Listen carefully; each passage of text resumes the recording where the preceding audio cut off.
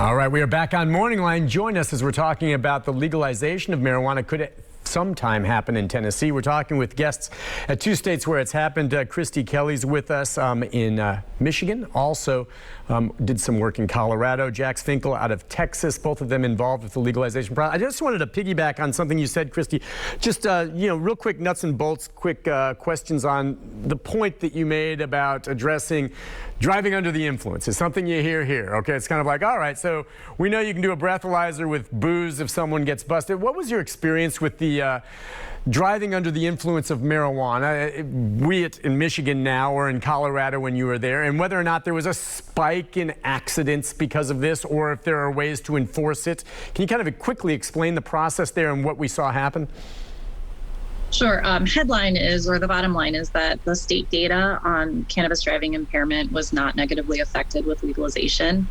One of the nuances of that is, you can't just take a standard blood test for cannabis like you can for alcohol and then determine impairment, because unlike alcohol, cannabis actually has a synergistic effect with our bodies. And so all you can really test for is recent consumption.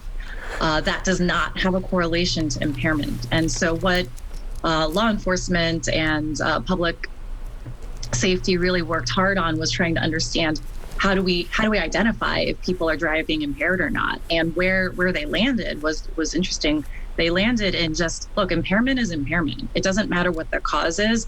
The physiological effects are going to be identifiable. And so that's kind of where they landed. It's not a blood, the blood test isn't going to give them the information that they need. Their training in law enforcement on being able to identify impairments is actually a more effective tool. So you're saying they do a field sobriety test to see if you're, able to walk a straight line? How do they do that?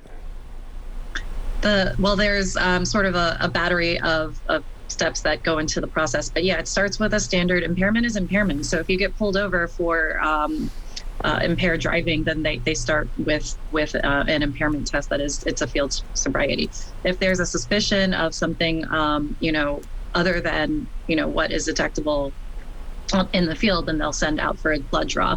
Colorado did a couple years ago also pass a law that release resources so that state funding can pay for the blood panels to ensure that there's consistent testing across collection statewide, because another sort of factor in this process was just understanding that from municipality to municipality, precinct to precinct, depending on the resources and the training and what else was going on there, data collection can sometimes be a little bit tricky. And so this was one tool in the toolbox that helped with improved data collection. Okay, but you say after all this time, the studies anyway show there wasn't like some huge spike in the number of impaired drivers because of marijuana.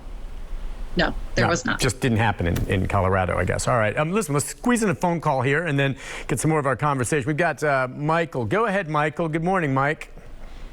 Good morning, Nick. Hey, what's on your mind? When marijuana was put on the schedule, I think it was back in the early 70s, it went onto a schedule where they say there's no medical, no medical use at all. So that's what went with cocaine and, different ones, LSD.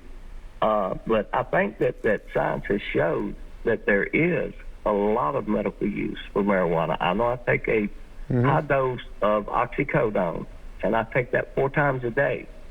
And back before, when I could smoke my marijuana, because, I wasn't really concerned about going to jail because I was in pain.